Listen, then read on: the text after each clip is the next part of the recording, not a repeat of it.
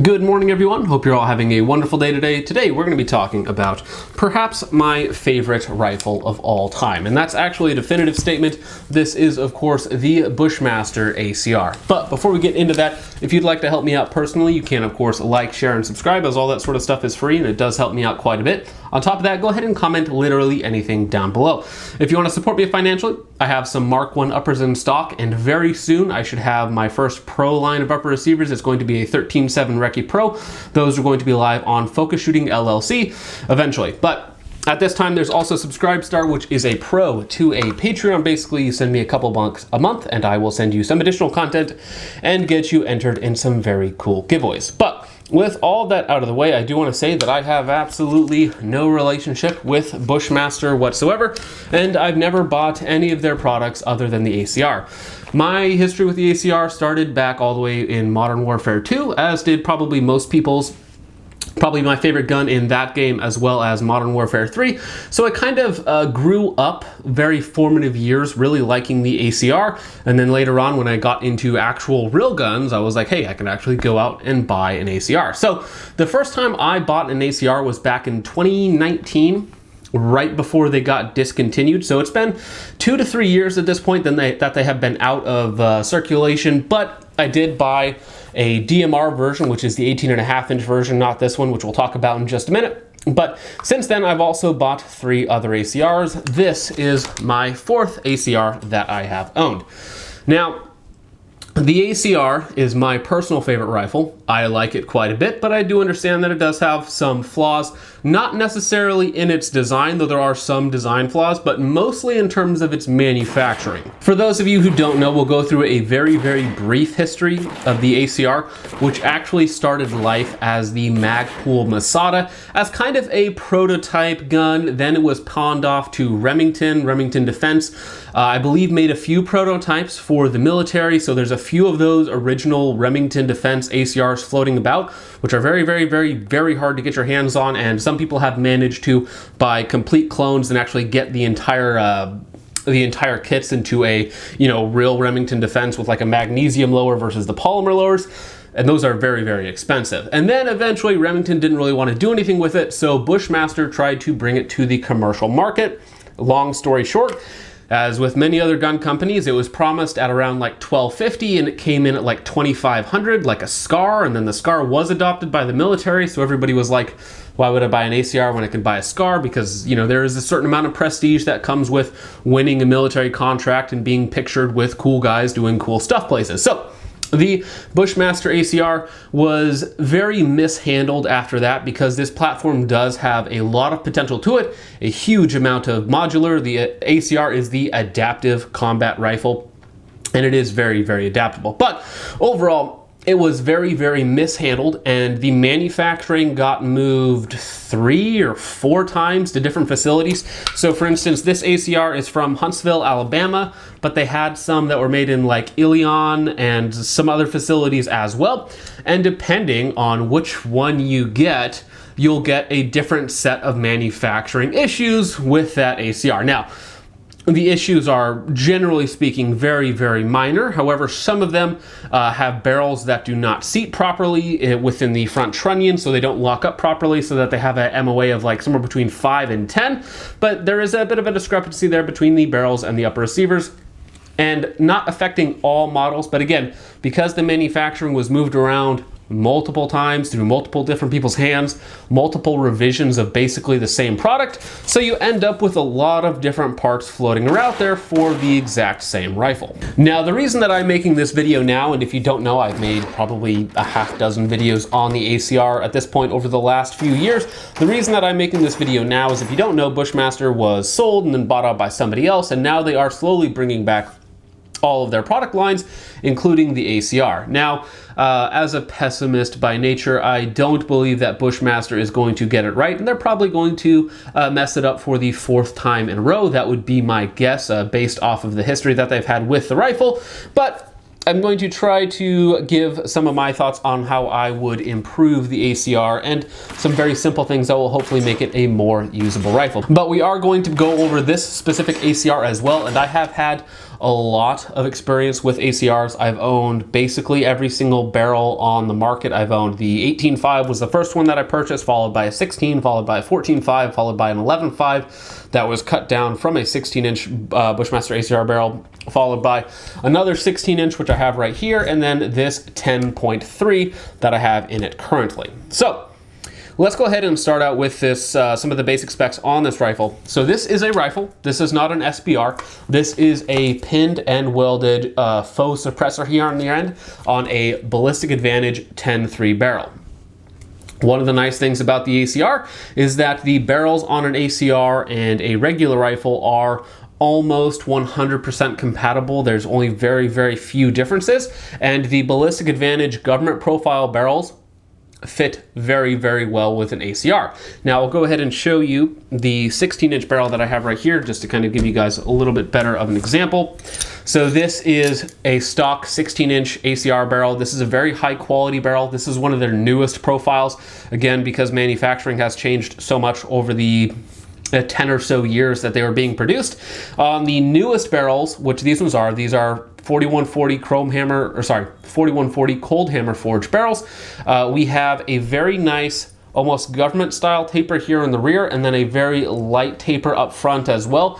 The reason that they were doing that later on was to shave down some of the weight on the front end, because the ACR is a very, very heavy gun.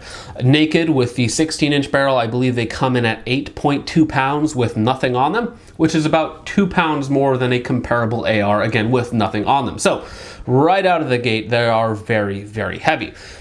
Now up front, they use standard gas system lengths, which is very nice. This is a 16-inch mid-length gas system with a .750 journal. Now the only physical difference between the back half of the barrel and a standard government profile barrel is that these ACR barrels from the factory actually have a little cut in them for the piston alignment block, I guess you could say, that kind of holds the piston in position so that when it's rotating back and forth, it stays perfectly aligned. Now, you don't actually need that on a government profile barrel, and we'll show you the aftermarket barrel that I have in my 10.3. But you can get around that simply by removing some material from the piston alignment block. So as I mentioned, the barrel that I'm using most of the time is this 10.3. This is actually the Ballistic Advantage, their classic series of barrels. So this one here is basically a Daniel Defense Mark 18 clone with a crane spec gas port, 4150 phosphate barrel with a chrome lining. Now the chrome lining on this is very, very nice, because that's going to increase your longevity, which is actually, it's a super high quality barrel for the money, which is why I really like these. I use these barrels in my Mach 18 builds as well. But the hand guards on these guys, it's a simple push pin, comes right off, and then it indexes off of the front of the upper receiver, which is a huge monolithic chunk of aluminum, which is a good and bad thing, because it is going to add a lot of weight, of course.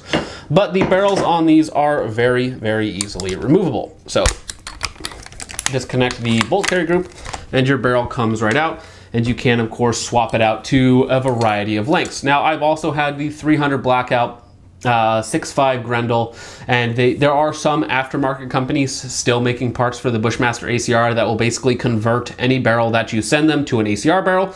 But as you can see, this is a mostly unmodified Ballistic Advantage 10.3 carbine length, and this one here actually came off of another Ballistic Advantage 10.5 barrel.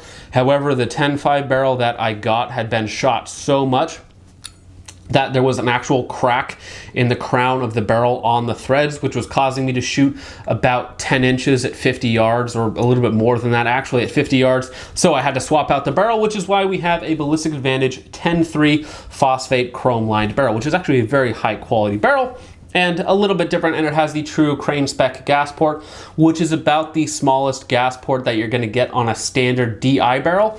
However, because the Ballistic Advantage, or sorry, not the Ballistic Advantage, the Bushmaster barrels were properly tuned for a piston system, which I believe is a .060, .061, something like that, versus the .070 on the crane spec gas port. So While this is not horrendously over gas, it is noticeably punchier than on the stock 10.5 barrel with the proper .060 gas port size on the standard Bushmaster ACR barrels. However, those barrels are basically impossible to find, and if you find a 10.5, a true factory 10.5 kit, they're going for around $1,000 for just the barrel and of course the piston operating system. Now, what's nice about this is if you know what you're doing. Now, I know that there have been a few videos online complaining about the ACR, mostly modified by people who don't really know what they're doing and aren't really familiar with the system. So basically, a non-ACR barrel is going to be brutally overgassed in some circumstances, brutally overgassed for a piston system, because a DI and a piston system require different amounts of gas to properly run, especially when we're talking about the ACR bolt and recoil system, which is also a bit unique. Now, if you know what you're doing, if you open up the crane spec gas port to a .076, .078, somewhere in that range, and you push the gas block to the suppressed setting, you can actually run it very, very softly on the suppressed setting. Now, that means that if you throw a suppressor on it, it's going to be a little bit overgassed, but overall, if you tune the barrel to run on the lower gas setting, because of course on the open gas setting, on the unsuppressed setting, it's going to be violently overgassed in some circumstances, but on the suppressed setting, so if you're throwing in an aftermarket barrel, tune it for the suppressed setting, and if you throw on a suppressor, you might get a little bit more gas, but of course it's a piston system, so you are going to be a little bit better off than like on a DI or something like that. Now on this 10.3 barrel, it is again pinned and welded in place, so this is a 16-inch barrel according to the ATF at least. Now on the gas block itself, we do of course have two settings. We have suppressed and unsuppressed, or in this case we have a normal and an adverse for this barrel that is tuned for the suppressed setting. Now the piston retaining piece or adjustment piece itself is very simple, just like this. On the suppressed setting, it actually has a bleed off valve that sends some of that gas forward out of the front of the barrel, which is totally fine. It's a very good way of bleeding off gas, and this is actually a tappet piston system, which means that the piston itself will bleed off gas as it's reciprocating backwards, which is a way to, again, kind of slow down the recoil impulse of the piston system. So here we have the bolt carrier group and recoil assembly, and as you can tell, it is a all-in-one unit with a somewhat short, but it's actually a very heavy, chunky bolt carrier group, which kind of lends itself to the recoil impulse, especially on overgassed barrels, because unfortunately, a lot of the barrels that I've tested on the ACR are very overgassed, including the 16-inch barrel. This is a factory 16-inch barrel, brutally overgassed. It's not fun to shoot with that barrel on it, which is why I haven't really done a lot of shooting with it. But on the 10.5, on the non-factory barrel, it's actually a lot softer, which is why I've been doing most of my shooting with that. Now, of course, separating the recoil assembly is very, very simple. We have a very robust, it's a strong spring on a recoil guide, and then a little buffer here at the end. And in my opinion, the recoil system is a little too simplistic. This does, generally speaking, have a little bit of bolt bounce. When you're using like hot ammunition, you'll notice a little bit of bolt bounce. Because the recoil system is very, very simple and maybe a little bit too simple. If it was more of a two-stage with, say, a separate buffer down here that was a little bit longer, that kind of slowed down the bolt right before it bottoms out, I think that would be very preferable. But it is, of course, a very slick, easy to disassemble system, and it goes together quite well. The machining on the carrier itself is very simple. You'll notice you actually have 4 rails on the bolt carrier itself, because this action is very, very smooth, and it actually rides on receiver interior rails built into the upper receiver itself, though we'll go over that in just a minute. Now, moving on to the bolt itself, it is, for all intents and purposes, at least the front half of the bolt is a standard 5.56 bolt, and I believe the ejector and the extractor are replaceable with your standard AR-15 parts, which is a very, very good thing, because those are your high wear components, especially on a piston system, which is a little bit more aggressive than a DI system generally, though you do get the advantage of there are no hot gases flowing through this BCG, which means that you don't have any gas rings on your bolt. Now, the back half of the bolt is all custom, of course. There's no need for gas rings or anything else like that. And it does have a spring-loaded bolt and firing pin. Helps to keep everything stable and in the correct position during recoil, so it has a smooth lock and unlock. And there are some aftermarket companies that will take this bolt from like 14, 15 ounces, whatever it starts at, and take it all the way down to like 10 or 11, which reduces your recoiling mass by about 30 to 35%, which is a huge boon to your recoil impulse, because this is, especially when you get a little bit overgassed, like a little bit overgassed of an AR-15, it's not really a problem. It's a little bit more snappy. A little bit more overgassed or violently overgassed in a piston system is not very pleasurable to shoot. It feels like you're shooting a higher caliber, but you're still only shooting, of course, 5.56 projectiles. So with a piston system, you really need to get everything gassed and tuned properly. And unfortunately, most of the barrels, at least that I've tested, and again, I've tested probably 8 or 9 at this point, that Bushmaster has put out from the factory, have been very overgassed. The 16-inch, the 18-inch, the 14.5 is very overgassed as well.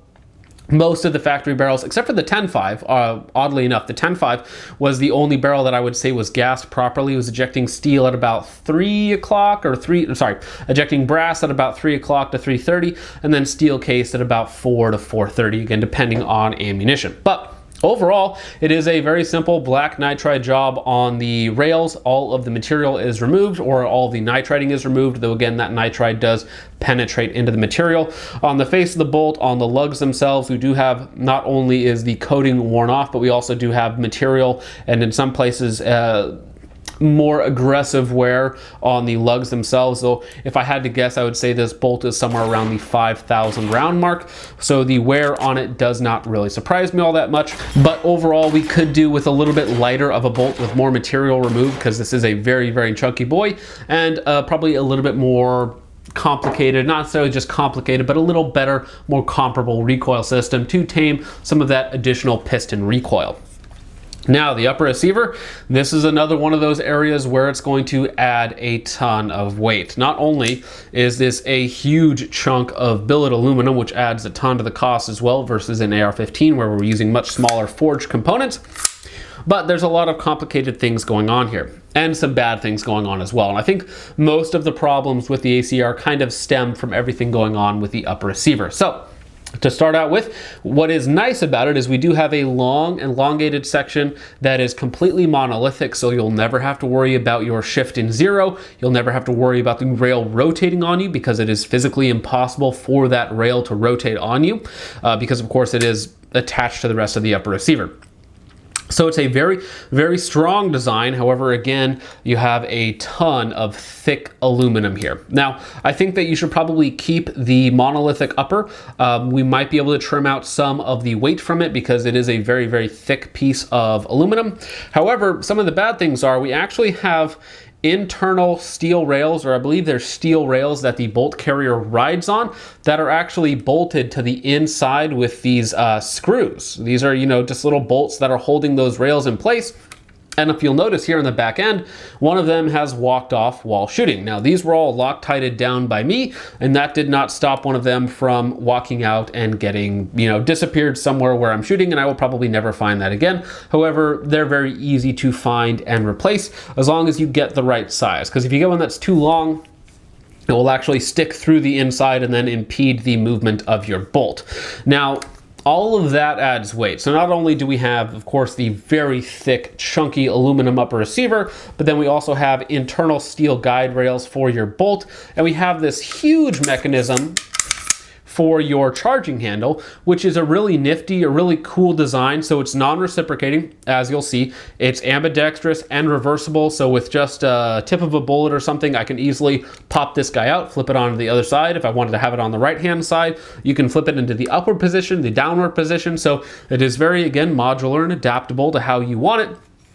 But it's another huge chunk of aluminum that rides back and forth. And another nifty thing about it is it actually has a little hook in the front that allows it to double as a forward assist. But when you get it forward into the locked position, it disconnects from the bolt so that it does not reciprocate back and forth. So it is a very, very clever design. There's a lot of engineering going into it, but it's another huge piece of aluminum sitting inside of your upper receiver. So While there's a lot of cool things going on in here, as you can probably tell, this stuff is adding a lot of weight. Now, another thing that adds a lot of weight is the front trunnion that is both bolted and pinned into the upper receiver, and it is a huge chunk of steel. Much larger than a steel barrel nut, easily 2 or 3 times the weight of a standard, like normal steel barrel nut. And that is so that your locking rings on your barrel have something to index upon. Now, the steel locking rings and handle and all of that sort of stuff is also adding weight. Now, in a piston system, you're going to have more gear going on up front because you just do have a solid reciprocating piston and whatever housing you're holding that in to line it up properly. It's going to be heavier than a DI system that has a very micro style gas block and then a hollow gas tube that goes all the way back. You have a solid piece of reciprocating steel and a much larger housing for it as well. So, no matter which way you slice it, when you go to a piston versus a DI system, you are adding weight. You're adding more moving parts, which generally indicates higher recoil, or at least in some cases like the SCAR, a very weird, very strange recoil impulse. Well, this doesn't have a strange recoil impulse, and on properly tuned setups, it's smooth, but you do get a lot more bounce than you would in like a properly tuned AR-15 or even a mildly properly tuned AR-15. So there are a lot of things in the system, both within the barrel, the piston system, the BCG, and the upper receiver that are increasing your weight, and that's where you get an extra 2 pounds versus a comparable AR-15. Now, of course, the beauty of this system is you get a quick change barrel system that is a legit quick change barrel system that is very easy to do. You also get extremely modular in terms of your rail selection. This is actually a 12-inch Midwest Industries rail for the ACR. This is a very, very nice rail, one of my favorites probably. But all of this stuff is expensive and of course adds a lot of size and weight. So now in this configuration, it could be more of a DMR or SPR or such. The barrels that Bushmaster put out, at least in recent years, the more newer barrels I should say, were very good in terms of their accuracy. About 1 to 1.5 MOA on the standard barrels, and on the very, very heavy DMR profile barrel, I was able to get down to 1 MOA repeatedly, back-to-back groups with that ammunition.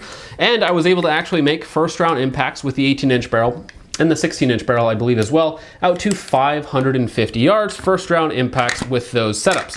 And that is because the system is a very accurate system. They use very high quality barrels, especially the 18.5-inch heavy barrel. But again, the 18.5 heavy barreled version came in at a whopping 10.2 pounds naked. So they're very, very heavy. Now, personally, I would like this 16-inch barreled version a lot more, at least this setup a lot more, if this barrel was not so violently overgassed. It ejects brass at about, it ejects steel at about 2 o'clock and brass at about 1 o'clock. So this barrel setup, which is a factory ACR barrel, is violently overgassed. It's not very pleasant to use, honestly. Now, moving back from there, we have one of the best things to ever come out of this, and that is, of course, the Magpul Stock for the ACR Enhanced version. It is foldable, it has a cheek riser, it is, of course, adjustable for length of pull, and there are adapters out there for just about anything. The best SCAR stock on the market is an ACR stock. You can get them for the Strybogs, for B&Ts, CZ, the brands, all that sort of stuff. The best stock for all of those guns is the ACR stock, and that's why Magpul is still producing these stocks even though the ACR is out of production, because everybody wants one of these so that they can adapt it to other guns that are a little bit more reasonably priced and still manufactured. Now, going on to the lower receiver, I think that this is an area where they could have done some things better, and there's actually aftermarket companies making the G1 upper receivers that are much better and much more adaptable. So this is a entirely polymer lower receiver, much like the SCAR. It is very similar to that, has a internal steel cassette for your triggers. Now, it technically takes AR-15 triggers. However, you need to utilize the ACR spring that works with the safety unless you do something very odd like I have done with this. And this is actually a cassette style trigger in a cassette style box in this lower receiver. This is the Rise Armament 135, I want to say. About a 4.5 pound pull, a pretty soft reset, though it's a short reset.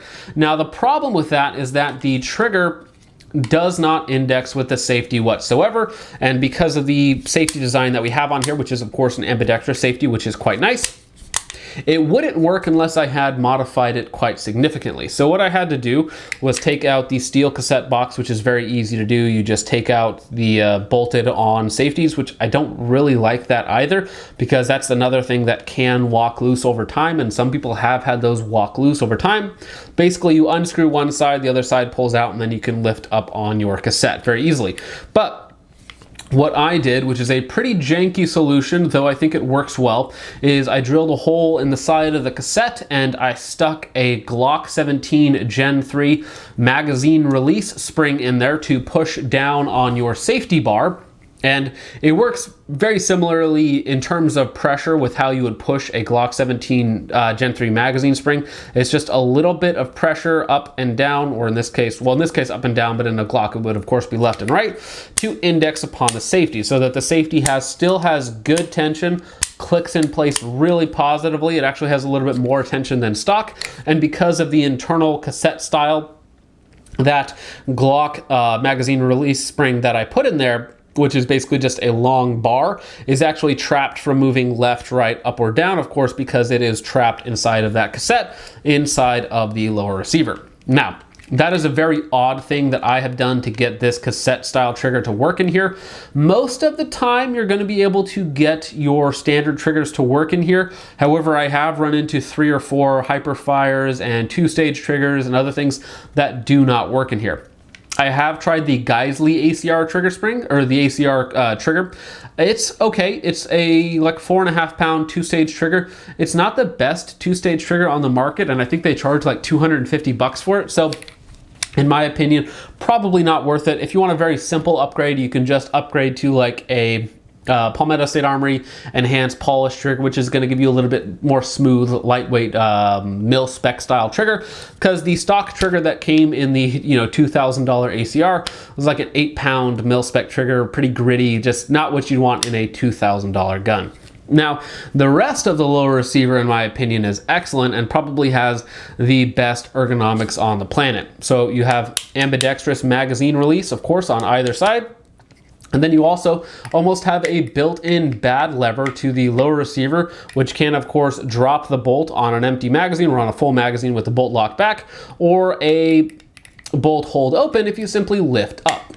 So the lower receiver is designed very, very well, except for the trigger box, which could be redesigned to work with just straight up AR-15 triggers, which would be very nice with an AR style safety. Personally, I would like that just for ease of use and swapping that to other components. And we could also switch out the grip here to be able to accept other AR-15 style grips. The grip angle is fine. It's more of an A2 style, which is not my personal favorite. I like something with a little bit more shallow of a grip angle, but everybody will have their own thoughts and opinions about that sort of thing.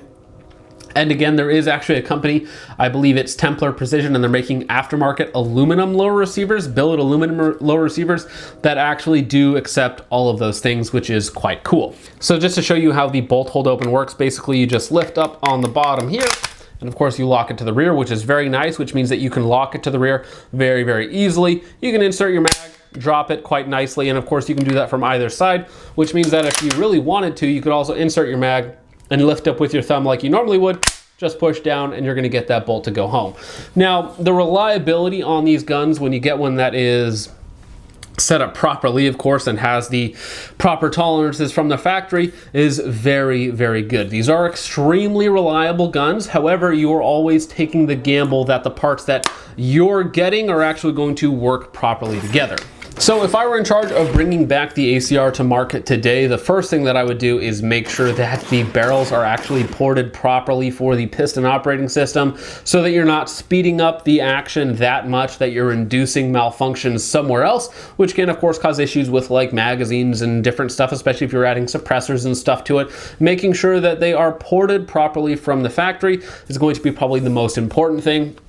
I would honestly probably ditch the quick detach nature of the barrels. However, I would still want them to be replaceable very quickly. I think a very simple drop in and then a tool like a barrel nut wrench to tighten it down without all of the added complexity and size of the locking rings and the true QD toolless nature of it. I don't really think that that's necessary. I don't think that most people are needing to swap out barrels on the fly. I think that's something that can be done still very simply, but I don't think you need to add all of that extra weight and complexity for, you know, changing a barrel in under, say, 5 or 10 seconds. I don't think that that is necessary. Now, I would also lighten the bolt carrier group quite a bit, which would help with the recoil impulse and, of course, make it a little bit softer, a little bit more fun to shoot. And then probably switching to a 2-stage recoil system in the back, something just to attenuate the recoil impulse just that much more, make it a little bit softer for the shooter. And then on the lower, what I would do first off is make sure that it's compatible with aftermarket AR-15 grips, and I would probably switch the safety and the triggers to just accept straight up any AR-15 triggers on the market. Those would be my main improvements. And again, the ACR still is my favorite rifle of all time, even with its flaws. And I do recognize that there are, you know, in some cases, quite a few flaws with the ACR. There are a lot of aftermarket companies that have kind of swooped in and fixed up the ACR and made it a little bit more user-friendly and simple. For instance, they have lightweight front trunnions that are not QD, which helps save like 6 to 8 ounces off the front of your gun. People that do bolt lightning and different stuff like that, custom ACR barrels, custom lowers that accept, you know, AR-15 components. So there are already companies doing the work that Bushmaster should have been doing years ago. Now, when Bushmaster releases the new ACR, it is possible that I will buy one and pick it up. However, I am only tentatively excited about it, and if it comes out and it has a ton of problems with it right off the bat, I will probably be waiting for another 5 to 10 years for somebody else to eventually fix the ACR platform. So, with all of that out of the way, guys, let me know what you guys think of this rifle down below. Again, this is kind of a not only nostalgic rifle for me, but I do actually like the rifle quite a bit. And again, it has a ton of potential, and there's a lot of things you can do with it, provided you're willing to spend a lot of money on this rifle. I spent $2,500 on this, my 4th ACR, and I got it with the 16-inch barrel kit, the 10-inch quad rail handguard, or the tri-rail handguard, and the 10.5-inch barrel kit also came with it separately. So that was a steal. In 2022, that is an absolute steal. Again, the 10.5-inch barrel kits, mine was bad, but the 10.5-inch barrel kits go for like $1,000 by themselves usually. So overall, I really, really like the rifle. Anyone who's interested, the Optic Setup right here at the end, this is a discontinued Romeo 6H with the 4-dot reticle, which basically has your holds out to 500 yards, basically. Pretty usable and designed to be used with a magnifier, of course. So here in the back, we have the new Primary Arms 3X full size. I wanted the full size just because it gives you the best eye relief by virtue of just literally putting back the eye box another inch, inch and a half versus the micro style of magnifiers. And on top of that, you generally get a little bit bigger field of view as well. And this does have a fairly generous eye box, eye relief, and a pretty decent field of view for a 3X magnifier. I think they retail for like 200 bucks. Which is okay. I think it's on par with other magnifiers on the market. But overall, that is the video, guys. I hope you all enjoyed. Let me know what you guys think of the ACR in the comments down below, and I will see you guys in the next one. Peace off.